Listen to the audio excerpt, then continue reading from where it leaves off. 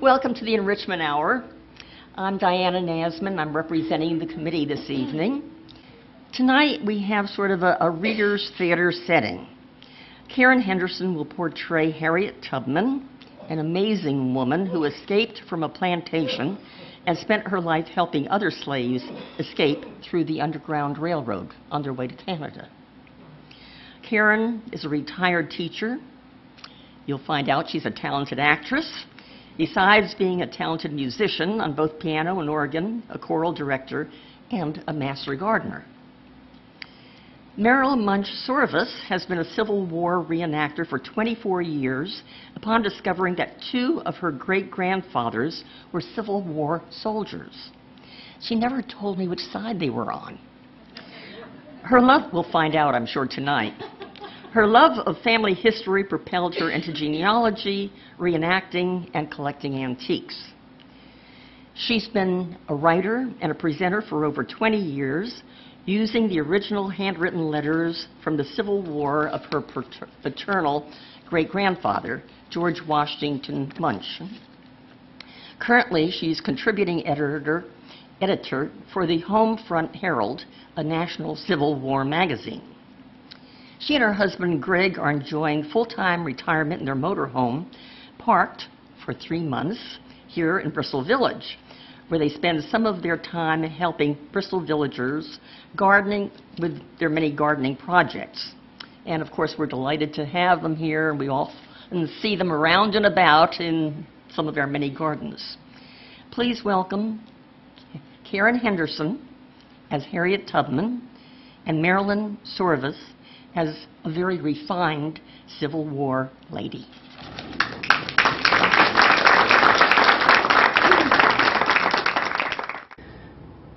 When Israel was in Egypt land, let my people go. Oppressed so hard they could not stand, let my people go. Go down, Moses, way down in Egypt land. Tell old Pharaoh, let my people go. This song means a lot to me. And there's people that just knows me by what they know about this song. And they calls me the Moses of my people. But there was a lot more in my life before I became an underground conductor. You see, I was born in 1820 on the Brody plantation on the eastern shores of Maryland, Rochester County. And when I was just a little girl, I decided my name was not going to be what my mom and papa gave me. My name was going to be the same as my mama's name, Harriet. My mama, she taught me everything that made a difference in my whole life. She showed me how to come to Jesus as my Savior and my Lord. She told me Bible stories. She told me Scripture. I memorized them all. And my papa, he taught me how to get along in the woods. And he taught me how to read the weather signs and how to read the night sky. And he said to me, heed God and be the best kind of person that you can be. I learned so much from my mama and my papa. And they taught me to hang on to the Lord. For the good and the bad, He was always be there. I sure needed to remember that when I was 13. You see, there was this overseer on the plantation, and there was this young black boy slave, and he was trying to get away. And of course, that overseer didn't want any property running off the plantation. So he yelled at me and he said, "Hold that boy down." Of course I didn't. And then that man, he got so mad, he picked up a 2-pound weight and he throwed it at that young boy as he was running away. He missed the boy, but it hit me right in my head, caused a a dent in my head that I still have today. Knocked me out. I was unconscious, totally unconscious for 2 months. And my mama, old Rit, she nursed me during that time from Christmas till March of the following year. And during those 2 months, when I was unconscious, that James Brody, my master, he tried to sell me 2 different times. But didn't no matter. Nobody wanted to buy any damaged goods. So I stayed on the plantation. And when I got so that I could walk around and I could walk a little bit, there was no way that I could do the field work I'd done before, following those oxen and loading up wood off and on the wagon, big loads of wood. Well, I couldn't do that. I wasn't well enough for that yet.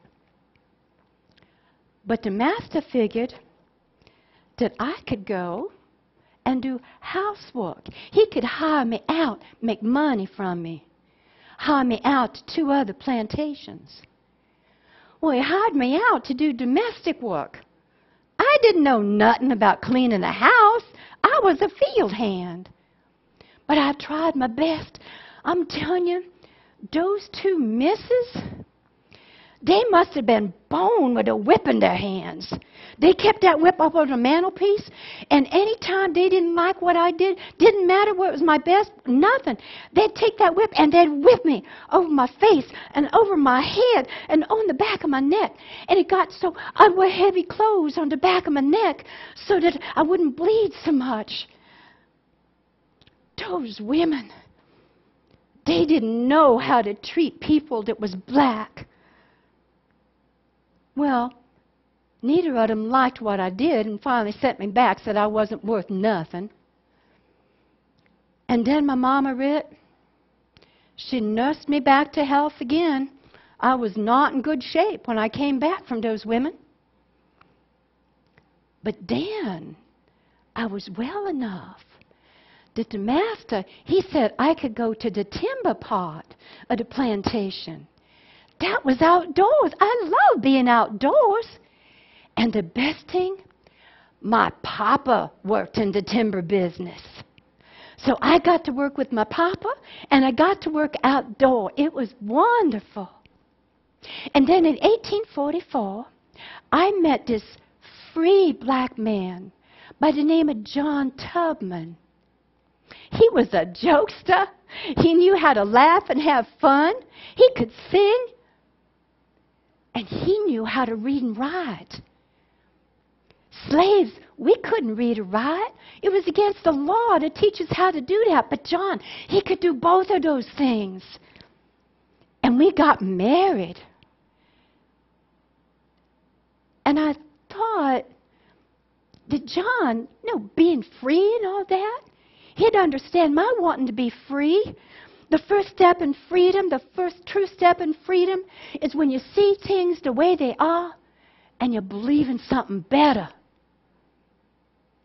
But John, he was happy the way things were, that he was free and I was a slave.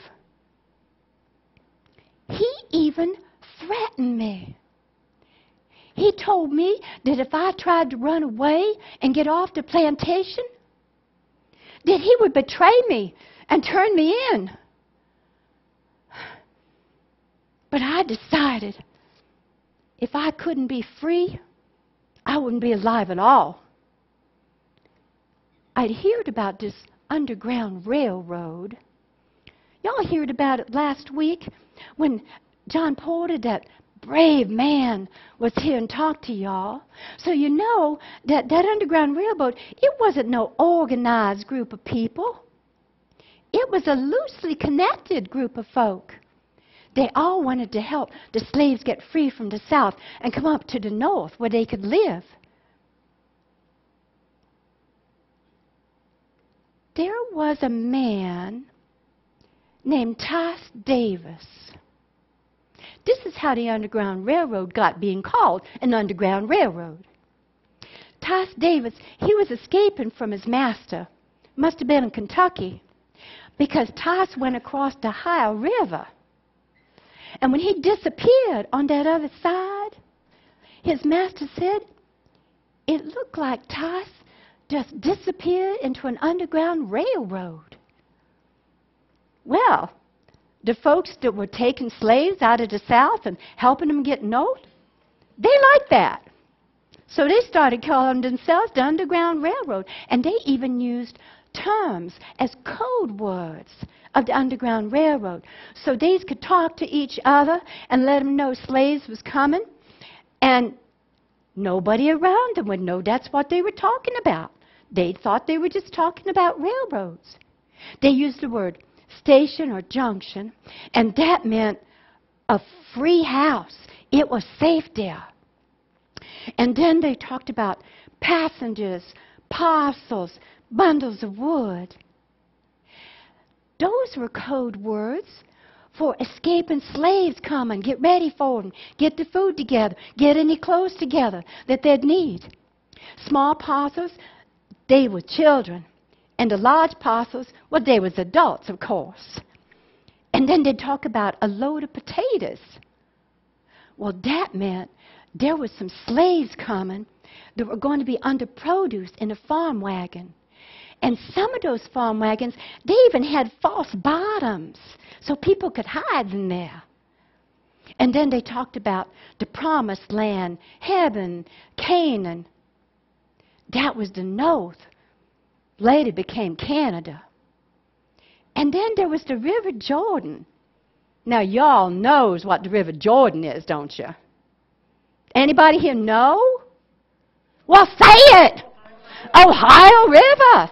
That's right! We knows that. Well, 5 years after I done married John Tubman, 2 of my sisters were sold. Just like that. And then I was told that my 2 brothers and me, we was going to be sold to a chain gang in the South. You know that John Tubman, he still didn't want me to escape. He knowed I was going to be sold. He knowed he'd never see me again. He knowed what it was going to be like for me. And he still threatened me. Well, I planned my escape without my husband knowing it. We slaves, we had lots of code songs that we sang to each other, and we knew what the songs meant. The masters, they thought, just silly children singing spiritual songs. But it was more than that. Those songs were good as they were, but we added more meaning to them.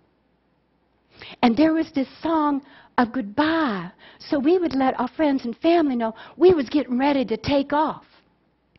You know this song, Swing Low, Sweet Chariot. How many of y'all know that song? Okay, now y'all don't be shy. Sing that first part with me, please. Swing low, sweet chariot, come for to carry me home. Swing low, sweet chariot, coming for to carry me home. I bet you even know what some of those code words were. What about Sweet Chariot? What was that really? Underground Railroad. Got that? And what did it mean, swing low? What was that about? Coming down to pick me up, swinging down south. That's it exactly. And carry me home. What was that about? We were going to the north and to freedom. And there was another song that the slaves would sing as their goodbye song too. Went like this. Steal away, steal away, steal away to Jesus. Steal away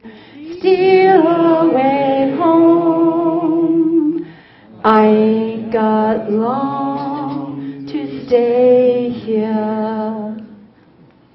And we all knowed what that was about. Well, I decided on my goodbye song, and I couldn't sing it to my mama.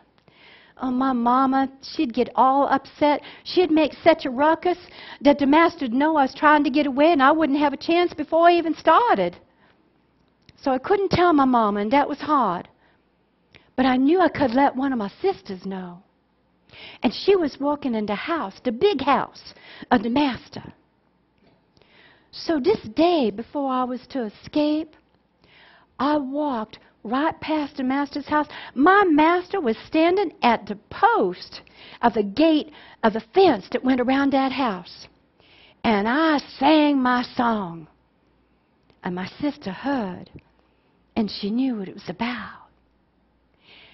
And then I went back to the cabin, didn't say no thing to John.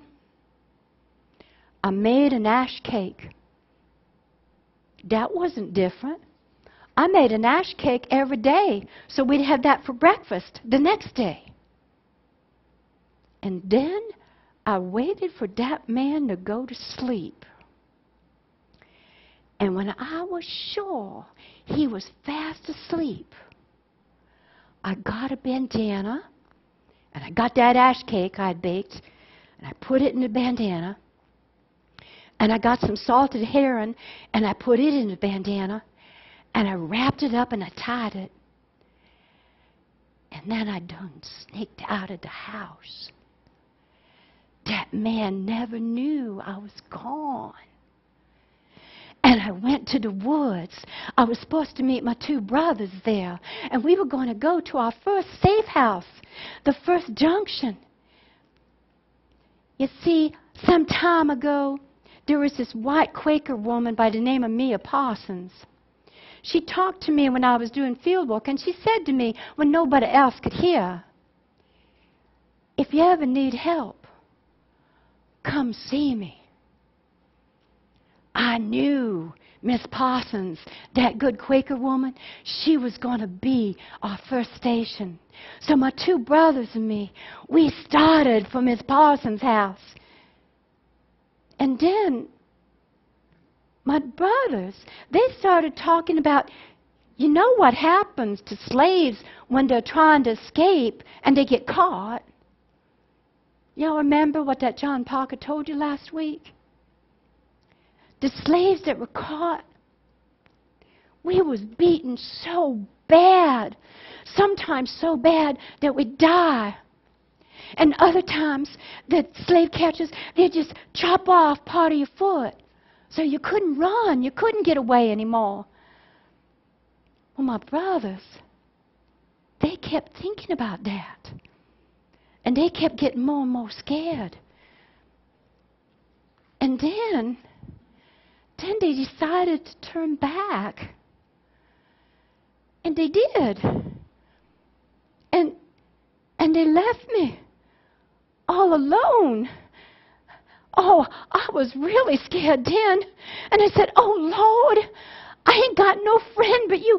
Come help me, for I'm in trouble." And then I remembered another code song. It was one that gave directions on how to get north.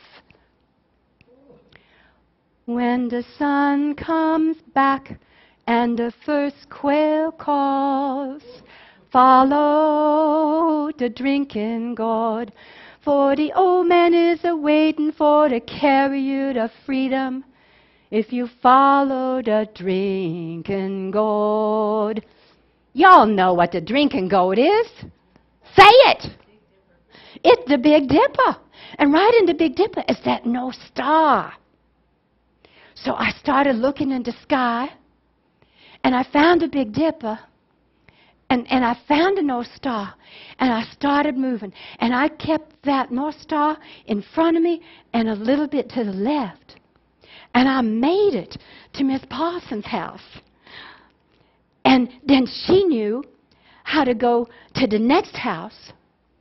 And then they knew how to take to the next house, and then the next and the next. And finally, I made it to Philadelphia. I looked at my hands to see if I was the same person that I was now that I was free. There was a glory over everything. And the sun shone through the trees like gold and onto the ground. There was a glory over everything, and I just knew I was in heaven. And then I went into Philadelphia. And I found folks, they called themselves the Vigilance Committee. And these was folks that was made up of black free men and slaves, freedom seekers, refugees like me, and white folk, all of them knowing it was a sin to own a person. That was not God's way. And they helped all the slaves that came to find a job, to get a place to stay, to have food. And they found me jobs as seamstress, even housework, and laundress. And I saved my money. It wasn't for me. My needs, they was very simple. God had a purpose for me. And He told me I was to go back down south and get my family and other blacks that wanted to be free and bring them back up to the north. I needed money because I'd need to buy food for them while I was getting them out of the south. And in 1850, I became a conductor of the Underground Railroad. And I learned even more signs to keep us safe. If there was a house with a red painted door, no, that wasn't an Episcopalian church. That meant that was a safe house. And if there was a lantern on a hitching post in front of the house and it was lit, that meant it was a safe house. And I made up a code myself, too. When we thought we had a safe house, we'd knock on the door. And the person inside, they'd say, "Who there?" And we'd say, "A friend with friends." And then we all knows we were safe. There was no trap for any of us in that. You Ohioans, you was really clever. You remember John Parker talking about Ripley, Ohio, and Reverend Rankin? Well, one of Reverend Rankin's friends in the Underground Railroad was the funeral director. Can you guess how he would smuggle slaves out? Those coffins, they had lots of purposes. And then there was a family in Ross County. They had a signal bell. Slaves that were coming would have to hide out in the woods near the house. And it was safe for them to come in. Then this family, they'd ring that bell. And they'd know, we can go in now. It's going to be safe for us. I always told the Lord, "Lord, I'm going to hold steady on to you, and you got to see me through." He did. I did. I kept that conversation going with the Lord always. I always knowed He was with me. Well, when I was a conductor on the railroad and I was down in the South, I'd have to hide those slaves so that I could go into town to get some food. And I needed something to let them know when I came back that it was safe for them to come out. So I used those spiritual songs again. If I sang "Go Down Moses," the way I sang it here at the beginning, they'd know it was safe for them to come out. But if I added, "Hadn't been for Adam's fall, shouldn't have had to die at all," they know to stay hidden. And sometimes I'd sing this song. Wade in the water, wade in the water, children, wade in the water. God's gonna trouble the water. They knowed if they heard me sing that song, they needed to get into a stream or a river nearby in order to stay safe. You know them bloodhounds, they can smell anything, but they can't smell in the water. So they'd be safe there. I had a gun that I kept with me all the time. and I knowed how to use it. I'd shoot any slave that tried to leave our Underground Railroad. And they knowed that I would do that. And I'd look at them and I'd say, nobody's going to die because of your going. Because if that slave was weak enough to turn back, that slave would be weak enough to betray all of us. You think I'd let all of us die for one cowardly man? No way would that happen. And so I said, you'll be free or you'll die. Dead men tell no tales. I didn't lose a passenger. And my train, it never run off the track. God was always communicating with me. We had a two-way conversation going the whole time, all through the day. And there were different ways that he would warn me. He'd give me dreams, or visions, or omens. And if there was immediate danger that I didn't know about, he'd make my heart just start thumping away. One of the times that happened was when I was taking some slaves back up into the north and to Canada for freedom. And we was walking on a path beside a river. It was a raging river because this was early spring and there had been heavy rains. All of a sudden, my heart, it started pounding. And I knowed I had to turn into that river immediately. Didn't know how deep it was. I knowed it was cold. Well, I did that. No hesitation. I did it because the Lord told me to do that. It took the slaves a little bit to come along with me. But finally they did. I made it all the way across that river without my nose going under the water. I knowed how to listen and obey.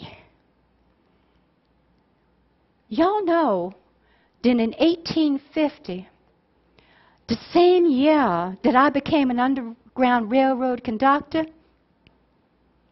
the North, they passed the Fugitive Slave Act. And then if anybody in the North was helping a slave in any way at all, they could be thrown in jail for 6 months, fined up to $1,000. There was so many. There was hundreds of freed black people in the North who was kidnapped and taken down to the South and sold as slaves. I knew right then and there my train was not stopping in the North. My train was going on to Canada. I went to St. Catharines, Canada, little town near Niagara Falls. And I'd take them all the way up there, and I'd stay with them 2 to 3 months. It wasn't enough just to bring them out of bondage of slavery. I had to make sure they was planted in the promised land. Well, I guess the plantation owners didn't like me very much, seeing as how I was taking away their property. They put a reward of $12,000 on my head. And as I brought more and more slaves up, the price went higher and higher until it went to $40,000. And it wasn't just the money. In those posters, they would have a sketch of me on it, and it would say $40,000 reward. They promised all kinds of things that they would do to me when they caught me. Of course, they never did. Well, in 1857, I bought a house in Auburn, New York. Now, I done brought my mama and my papa, my old mama and papa, up into the North to be with me so I could take care of them. And we were safe in Philadelphia. We know that. But we needed a place to stay, and there was other blacks that they needed help. They just couldn't do anything on their own, and they were living with me too. Well, Mr. and Mrs. Seward of Maryland, they sold me that house. Seward, I know that man's name. It's Seward. Y'all know Mr. Seward? He was the governor of Maryland. Then he became a senator. And then he became the Secretary of State for Abraham Lincoln, for good old honest Abe. Mr. and Mrs. Seward, they hated slavery. And they helped us in any way that they could.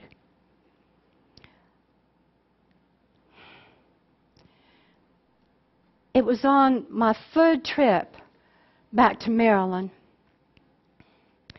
that I went back to the Broders plantation. I thought by this time that John missed me as much as I missed him. And surely he'd changed his mind and he'd come with me up to the north. So I went to the Broders plantation and I sent word to him that I was there and to come to me. But he didn't want to come to me. I couldn't believe that. It hurt so bad. And I thought, I want to see that man just one more time. I could just sneak close to him and just have a look.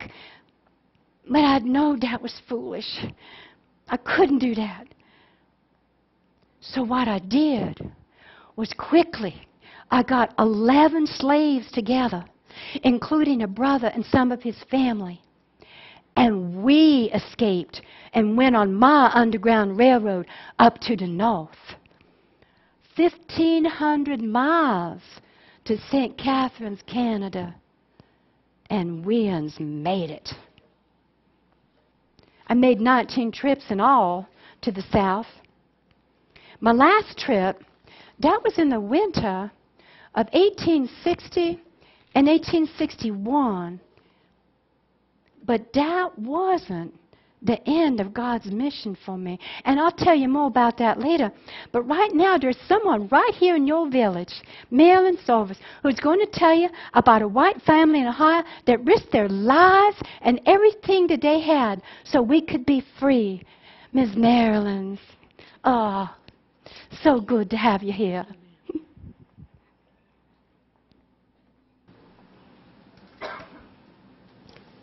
Harriet Tubman was most famous for her involvement in the Underground Railroad, although there were many other things that she did with her life. John Parker, last week, gave a lesser-known first-hand account of his experience with the Underground Railroad. Here's yet another piece of the puzzle that came together to form the Underground Railroad. There are untold family stories on this subject because they could not have been written down or recorded for history due to the consequences of these people's actions. My name is Marilyn Munch Sorvis. My second great-grandfather was Silas Munch of the Powell's Fort Valley in the Shenandoah Valley. And this is his story. In 1767, Philip Munch came from Alsace-Lorraine, which is a much fought-over area between France and Germany in Europe. He came with 3 brothers to America, and they arrived at Annapolis, Maryland, on the good ship Betsy, which came from Rotterdam, Holland. In 1767, any of you who saw Roots, the movie, on TV, probably back in the 70s, I do think it was, it would have looked like that. And I was so enraptured by being able to see on television the depiction of what Annapolis would have looked like in 1767, knowing that that was when my ancestor arrived in Annapolis. So I was glued to the television set. Philip settled in the Shenandoah Valley via a Lord Fairfax deed. Lord Fairfax was giving huge tracts of land to people to attract people to come to America. And they went to Shenandoah Valley, and that's where Philip decided that he would settle. His 3 brothers decided not to, and they went on to Ohio. And they stayed in Ohio. Philip was my Silas's grandfather. So that by the time of the 1860 elections, the Munch family had been farming and had been merchants on the land in the Shenandoah Valley already for almost 100 years. We all know what land means to people. And when you continually work at how hard they had to work that land to keep it, to carve it out of the woods, to build improvements on it.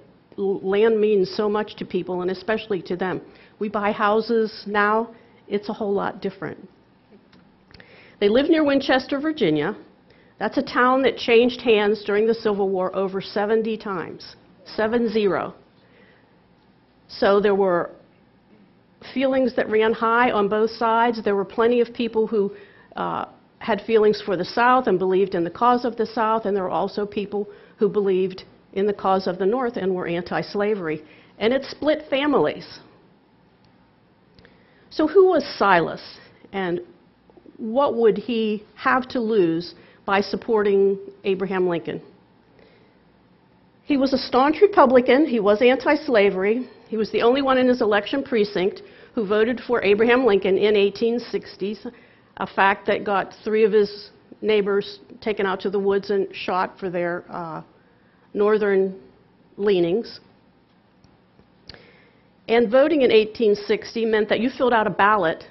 It wasn't any one of these little go behind the machine, you know, press a few buttons.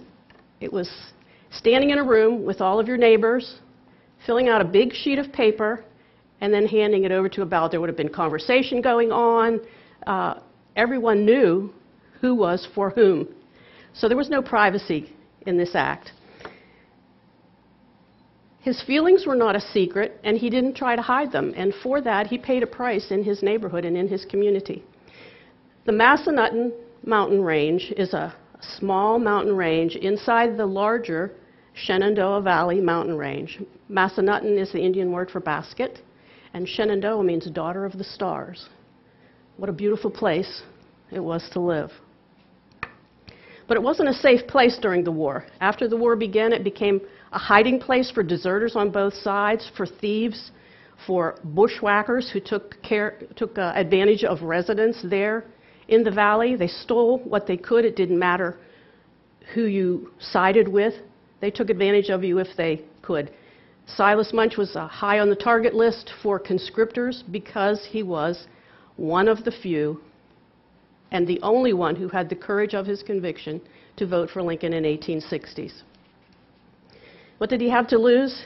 1,996 acres. That's the size of the property that he had at that time. And still, he took that step because he had the moral conviction to take the step and do what he felt was correct and what was right. He went with his heart. What else did he have to lose? He had his family. He had a wife, his eldest son, George Washington Munch, who was my great-grandfather. This handsome young man with curly red hair. There were 4 young daughters, 14 and younger, 2 more boys. Fast forwarding, let's read what the 1876 County Centennial of all the states, what that book had to say about him. Silas Munch, born August 21st, 1812, which makes him a little older than Harriet Tubman. Born at Seven Fountains, Virginia, was an abolitionist of the Old Dominion who possessed the courage of his convictions, was the only man in his election precinct who voted for Lincoln in 1860. This act was the signal for the outpouring of rebel wrath, and he was obliged to flee the country or suffer death at the hands of guerrillas who had murdered 3 of their neighbors. Choosing the former alternative, which I think is quite wise on his part, he sought refuge in Ohio, right here among you. He went to Hebron during the dark days of the rebellion. So he worked as a day laborer. So here's a man, 52 years of age, and he has to leave his big farm that he's responsible for, his family, whom he loves, everything that he holds dear, land his family's been on for 100 years, all his relatives. He had to stay in exile in Ohio for the duration of the war and somewhat beyond, until it was safe for him to return. George revered his father. 17 years old, he had his father's moral convictions, he had his father's courage, and I don't know how they found it within them. It was only through threat of their lives that they fled to Ohio, leaving behind Rebecca with her family. 1862 was not a good year for Rebecca. The absence of the 2 oldest males in the household left her severely short-handed on this huge working farm. Silas had 2 brothers there, I'm sure she had family there as well. It was a little valley. Everyone in the entire valley, I think, was named Munch, pretty much, or related to Munch, which is a very small name in the big scheme of things. They had 4 young daughters, Attila, Rachel, Minerva, and Emily, 14, 10, 7, and 6, an infant son, James, who had been born not 6 months earlier. And she was still grieving for one of her sons who had died a year earlier, Benjamin. He got gangrene in a leg. He suffered an accident. She also lost another child named Belle. Imagine this, being left behind. How could you not feel abandoned in the situation here, where she knows they had to go. She knows her husband had to go to run for his life. But still, there she is with the weight of the world on her shoulders. Think of the courage she must have had. She was a strong woman. But she worked her way along. Some 19 months after her husband left and went to Ohio, she's been by herself. She's been working her best. She's been fighting off everything that's been going on in her neighborhood. The union comes in, and when the armies come through, they don't care who you're for. They take whatever food, whatever animals are there. They take your livestock. They take all your stores. They hunt for your hidden whatever, because they have huge armies to feed, huge amounts, the amount of horses and mules required to keep an army moving is just tremendous. So she endured this for 19 months, but then she came up with a plan. Here's a woman with a plan. January 1st, 1864, she cannot write, so she has to get one of her male relatives to write a letter to Silas, and in it she suggests that they trade farms with someone in Ohio. She writes, Mr. John Philip Coverstone owns a farm in Champaign County, Ohio, adjoining the lands of the estate of David Licklater, deceased, and of the widow Coverstone, in the vicinity of Carysville. Anybody know where that is? Probably changed the name. Which farm he would like to trade or exchange for our farm, but he would expect some boot, something extra. If you would have any notion of trading, you could go and look at the farm and buildings and let me know by letter what you think and whether you would be willing to give any boot in Confederate and how much, and if you would not be willing to give boot, whether you would be willing to trade even up. The boot that he would expect could be paid out of the sales of our personal property, which would bring a large price in Confederate notes. I have written this to you thinking that probably such an arrangement might suit you better than the way we live now separated. But I do not wish to influence you in the least, but I want you to study over it. And any way you decide, I will do. Should you conclude to trade, well and good, and should you conclude not to, well and good again. But this much I can say, you have some bitter enemies here whom it would not be pleasant to live with, even in times of peace. Now we know she's clever and strong-willed. She's gotten this far with this great scheme of hers. And she also lays out in this letter who could move them when, why it would not interfere with the planting time. She includes the local news. She gives them updates. She tells them the prices of food. And then she says, so-and-so sold his property bit by bit out of his house so that he could move, and his little property amounted to upwards of $900. See how cleverly she slipped that in there about how much the other neighbor's little property is going to make a lot of money? So she's telling him without telling him that they are going to get a goodly amount if they can do this.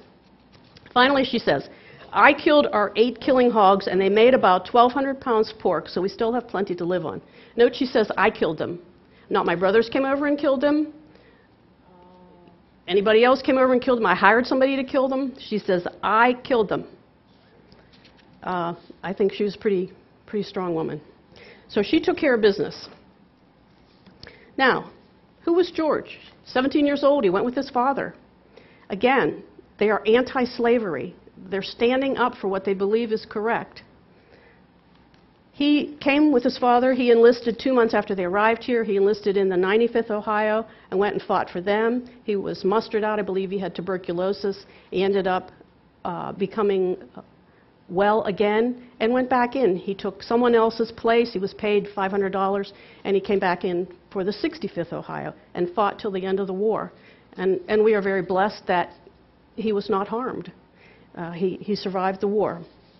So a little bit to tell you about him and what he thinks of his dad. This is a letter to the editor, fast forwarding ahead to 1889, and someone has given him a little grief about his stance, so he's hot. He says, "I was born in a slave state, but taught by my father from childhood to manhood to love the flag of my country, be loyal to my government, and to hate slavery. My father was an abolitionist and the only man who had the moral courage to vote for Abe Lincoln in 1860 in his precinct at 7 Fountains, Virginia, for which loyal deed he and I were driven from our dear old home or meet the fate of 3 of our neighbors who were taken from their families to the woods and shot down in cold blood. Mother and the younger children were left behind to be vilified and insulted. Our property at home was destroyed and confiscated. We left home in the spring of '62. We're almost penniless when we reached Newark. Father worked as a day laborer for Mr. Charles Stuhlfire of Hebron, whom you all know and who can vouch for my story." And he goes on to talk about his military service and how he hasn't asked for anything, nor has his father, in exchange for what they gave up to step forward to be anti-slavery. While in exile here in Ohio, Silas was in the thick of things where the Underground Railroad operated. With his anti-slavery views, I would not be surprised to learn that his relatives here, because remember, back to the beginning, he had those 3 brothers who came up here 100 years ago, the original immigrant ancestor. So there would be plenty of relatives. Nothing says in the letters that I have, because I have only the son's military letters to his father. I don't have any letters from Silas sending home to his wife. But I like to believe that being here and being of the stance that they were somehow involved. They were the type of people who would have stepped forward, been that house with the light on, to be a stop on the railroad.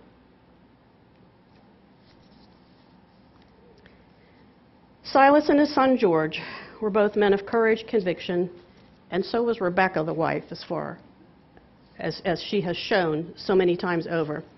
After the war, Silas returned home, devoted his energies to the work of reconstruction. He had 28 years left to him.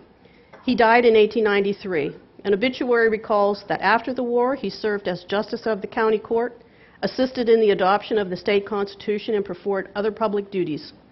It says, quote, "His latter days were days of peace, and he passed away mourned by many of those whom national trouble had made him bitter foes in former years." Back to the wartime, and at the end of the war, once Lincoln has been assassinated and the war is over, people start going home, but yet there was still that time which people's feelings had to settle after the war. You couldn't just turn the page day into night and have it be the way it was before the war. It just wasn't that way. Let's say we all know now that there's a little of that still going on from the Civil War, you know? So George is writing to his father. These letters are wonderful letters for the time that he sends them in all his travels. He says to him on September 14th, 1865, "You can never comprehend, my dear father, what wearing anxiety it has cost me whenever I think of the dangers, trials, and troubles you have undergone since the commencement of this war, and sometimes I almost fear that it is hardly safe there yet, but I hope that the citizens will forget the past and live peaceable hereafter. The people in the South, wherever I have been yet, seem to be satisfied and content." So George gets mustered out in Texas. I'm sure he rides the train home. He writes one of his letters about the big, grand review of all the troops and the music and how wonderful it was. And our Silas walks home from Ohio, walks to Virginia, and gets up to the top of the mountain, Woodstock area, and it is said that he cried when he got to the top of the mountain when he was able to view his beautiful Shenandoah Valley, knowing that his home, his wife and family, what were there, despite the fact that he was ruined financially, he lost all his livestock, it took him years to recover to a degree. After the war, he had a son born to him, whom he named Lincoln Munch. And that has been my story for you this evening of a type of person who would have been conductor on the Underground Railroad in the time of Harriet Tubman. Thank you for your attention.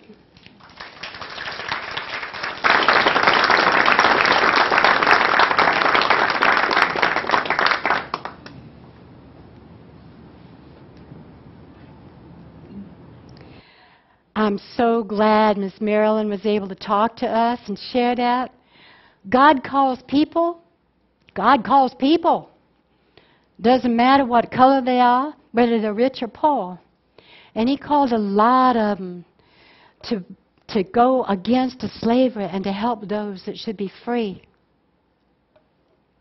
Well, y'all knows that the Civil War started in April of 1861, right? Okay. Well, I got a letter a few months after the war started from Governor Andrew of Massachusetts. And he was asking me to go down and help the Union soldiers as a nurse and as a spy. In the early spring and summer of 1861, the Union Army had gone into Maryland. And when the slaves saw the Union soldiers, they thought, glory, hallelujah, I can be free. And they ran to them. Every time they saw those lines, they ran to them. And the soldiers were glad to welcome them in, but they didn't know what to do with them. So this governor, he said to me, I need your help with the contrabands, the black slaves that were now with the Union soldiers. You know how to help. You know what to do with them. So in May of the following year, I reported to the South Carolina Sea Islands to Brigadier General Hunter. And he sent me to Beaufort, South Carolina, to work at the contraband hospital there. And I got rations for 20 days, but then I was told I wasn't allowed no pay. I knowed God sent me there, and I knowed the work I was supposed to do, so I stayed. And I worked in that hospital nursing black soldiers. And then I worked as a spy and as a scout. I'd go into the South and I'd set up networks of spies with the other blacks on the plantation. So they'd keep track of where the Confederate troops were, where their ammunitions were kept, all that stuff. And I helped with some raids into South Carolina. In one of those raids, we destroyed the most important, the biggest ammunition depot the Confederates have. Boom! All blown up. Gone. And on other raids that we went down, we ended up freeing over 800 slaves. They'd come running to us on the gunboats. It was hard to get off of the, away from the dock because they was hanging on. They were so glad to see us. It was a good time. And I worked as a spy and a nurse for almost 3 years until the Civil War was over. And when it was over, I went back to Auburn, New York. And I petitioned the government for that pay for those 3 years that I put in. Y'all going to be really surprised about this? The government said no. The government said, you wasn't never commissioned. You didn't go through the right channels to ask about this. And you remember Mr. Seward, who was the U.S. Secretary of State? He even tried to battle for me. The red tape of the government was too much for him.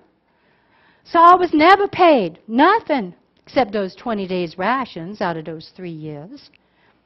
Well, my friends in Philadelphia, they were so mad. And one of my friends, Sarah Bradford, she decided she was going to write a book about me. And she interviewed me for that book. And 2 other friends of hers, they would go ahead and bankroll. They paid for the books to be published in self-publishing. The books were all sold out.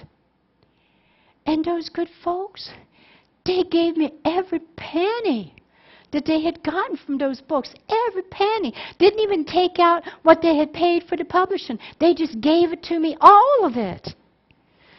I was able to pay off that house that I bought. Remember the one that Mr. and Mrs. Seward bought for me?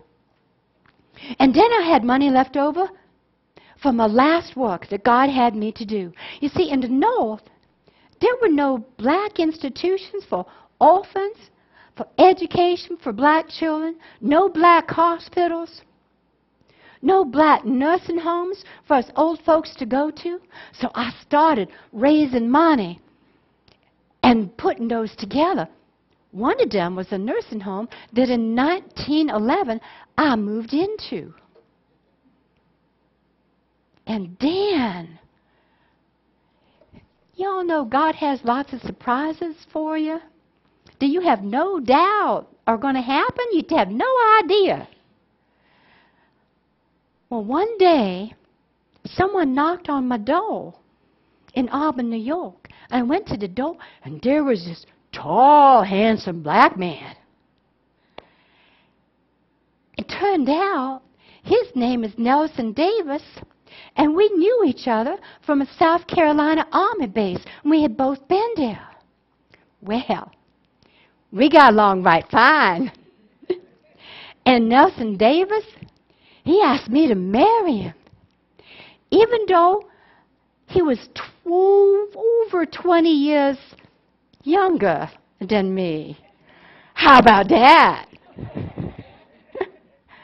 At our wedding ceremony, we had blacks and whites all together. It was such a good celebration. Mr. and Mrs. Seward were there, and other first families of Philadelphia. We had such a good time. And Nelson and me, oh, we had 19 good years together before he passed to glory in 1888. He was 44. I was 68. I did more work, too. I worked in women's suffrage. You know that lady, Susan B. Anthony? I heard she's on one of your coins, the image of her. Well, she and I worked in women's suffrage, and so did a lot of others. Turns out a lot of abolitionists became suffragettes. And we taught we had guided our nation out of the swamp of slavery. Shouldn't we be permitted to cast our ballot to help mend the country's other flaws? I got honors. Again, more of God's surprises. I got a royal medallion from the royal family in Great Britain. It was a medallion for services to humankind. And then when Queen Victoria, oh, I didn't tell you why I loved that lady so much. In 1793, she had made sure a law was passed that in Canada, no U.S. official could come up from the South into the North to look for a slave. It was against the law. That was a good woman. And she sent me a Diamond Jubilee medal. And she wrote me a letter. And she invited me to be her guest in Great Britain for her Diamond Jubilee. I wanted to go so bad, but this old body, they're just going through too much. I couldn't make the trip. But I'll tell you what, that letter that she sent to me, so many people done read it, it was just worn to a shadow. Now, on March 10th, 1913, I was in the nursing home. Remember I told you I got in there at 1911? So on this day in 1913, 2 ministers came to visit me. And they did a worship service just for me. And I took part in it, of course. I wasn't just going to sit there. And I sang Swing Low, Sweet Chariot. And that night, that sweet, sweet chariot came down and took me up to glory. And I was home. I was at my real home. The Lord has given me so many blessings. But the best one is His promise to be with me always. Good times, bad times, He was always going to be there. Now, I'd sure like to spend a lot more time with y'all tonight, but it's about time for me to go. I just want to leave you with one thought. All the time that I was with the Lord, all through the day, all through the night, not just morning prayers, not just evening prayers, I was with the Lord and we communicated all day, every day. He gave me purpose. And if you're living and breathing and listening to me now, He's got purpose for you too. If you don't have it yet, go find it and find your real joy. Y'all take care of each other. I know you do that really well in this village. And remember, always trust the Lord who'll always love you.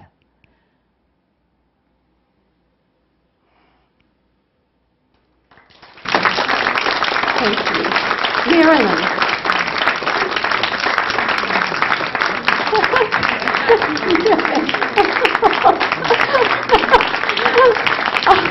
This woman has been my saving grace.